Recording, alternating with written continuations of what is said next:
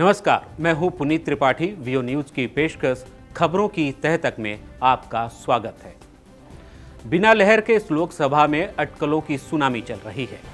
2014-2019 के मुकाबले इस बार कम हुए मतदान की अपनी अपनी व्याख्या चल रही है। इसी तय में जाने से पहले जान लेते हैं आज की 3 प्रमुख खबरें। बड़ी खबर कांग्रेस पार्टी से आई है। ओवरसीज कांग्रेस के अध्यक्ष सैम पित्रोदा ने इस्तीफा दे दिया है और इस्तीफे को मंजूर भी कर लिया गया है। ये जानकारी जयराम रमेश ने मीडिया को दी। जाहिर है सैम पित्रोदा का बड़बोलापन पार्टी पर भारी पड़ रहा था। एक इंटरव्यू में उन्होंने कहा कि पूर्वी भारत के लोग चीनी जैसे लगते हैं, ऐसे ही दक्षिण में लोग अफ्रीकी, उत्तर में अंग्रेज और पश्चिम में अरब जैसे लगते हैं। पीएम मोदी ने ऐसी रंग भेदी बातों पर गुस्सा जताया है।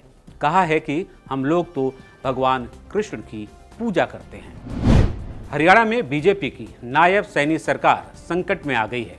3 निर्दलीय विधायकों के समर्थन वापस लेने से राज्य सरकार अल्पमत में आ गई है। फिर भी 22 अगस्त तक सरकार बेरोक टोक चल सकती है, क्योंकि उसके खिलाफ अविश्वास प्रस्ताव अभी नहीं लाया जा सकता। नियम कहते हैं कि 6 महीने में एक बार ही अविश्वास प्रस्ताव लाया जा सकता है। पिछला अविश्वास प्रस्ताव 22 फरवरी को आया था। ऐसे में कांग्रेस अब अगस्त में ही अविश्वास प्रस्ताव ला सकती है। उसके 6 महीने बाद विधानसभा चुनाव है, जो पहले भी कराया जा सकता है। 90 सदस्यों वाली विधानसभा में बीजेपी के 40, कांग्रेस के 30 विधायक हैं। उद्योगपति गौतम अडानी और मुकेश अंबानी फिर चर्चा में आ गए हैं।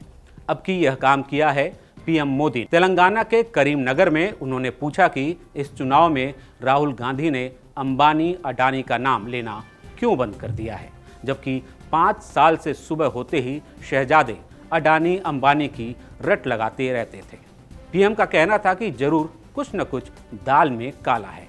उन्होंने यह भी कहा कि अंबानी अडानी ने टेम्पो भर के कांग्रेस को काला धन पहुंचाया है, इसलिए देश को यह बताना ही पड़ेगा। अब चलते हैं उस खबर की तह तक, जिसमें लोकसभा की 543 में से 283 सीटों पर हुए फैसले को समझने की कोशिश होगी।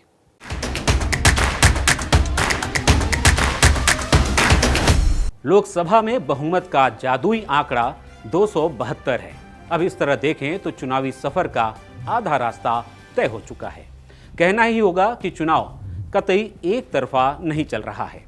पश्चिम बंगाल और केरल जैसे राज्यों को छोड़ दें तो विपक्ष का इंडी गठबंधन केंद्र में सत्तारूढ़ एनडीए से आमने सामने की लड़ाई में है, यानी एक के मुकाबले एक उम्मीदवार। यही विपक्ष की सबसे बड़ी ताकत है। लेकिन चुनावी मैदान में वोटों की ऐसी कोई गोलबंदी नहीं दिख रही है। होती तो वोटिंग भी अधिक होती। वैसे एक के मुकाबले एक प्रत्याशी का पहला बड़ा प्रयोग 1979 में हुआ था। तब इमरजेंसी के बाद हुए चुनाव में लगभग सभी विपक्षी दलों ने विलय कर जनता पार्टी बनाई थी। विपक्ष के साझे प्रयास में इंदिरा गांधी की सरकार गिर गई थी, लेकिन तब विपक्षी दलों में गठबंधन के बजाय विलय हुआ था। गठबंधन कर साझा प्रत्याशी देने की ईमानदार कोशिश 2019 के लोकसभा चुनाव के दौरान उत्तर प्रदेश में हुई थी। तब सपा, बसपा और लोकदल ने प्रधानमंत्री नरेंद्र मोदी और बीजेपी के खिलाफ तमाम मतभेदों को भुलाकर हाथ मिलाया था। इससे कागजों पर उनके वोट प्रतिशत 50 से अधिक हो गए थे। इस हिसाब से राज्य में लोकसभा की 80 में से आधे से अधिक सीटें विपक्षी गठबंधन को मिलनी चाहिए थी। हुआ उल्टा। बसपा को तो 10 सीटें मिल भी गईं, लेकिन सपा तो 5 पर ही सिमट कर रह गई थी। लोकदल को एक भी सीट नहीं मिली थी।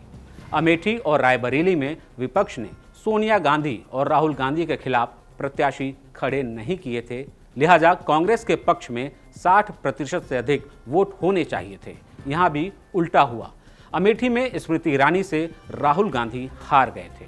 पूरे उत्तर प्रदेश में कांग्रेस को एकमात्र सोनिया गांधी की रायबरेली सीट मिली थी।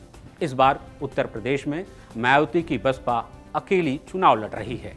तो क्या एक के मुकाबले एक मुगालता ही साबित होगा? यह जानने के लिए 4 जून तक इंतजार करना होगा। अगर आपको इसी तरह मेरे साथ जुड़कर खबरों की तह तक जाना है तो हमारे चैनल को सब्सक्राइब करिए, इस वीडियो को लाइक और शेयर जरूर करिए।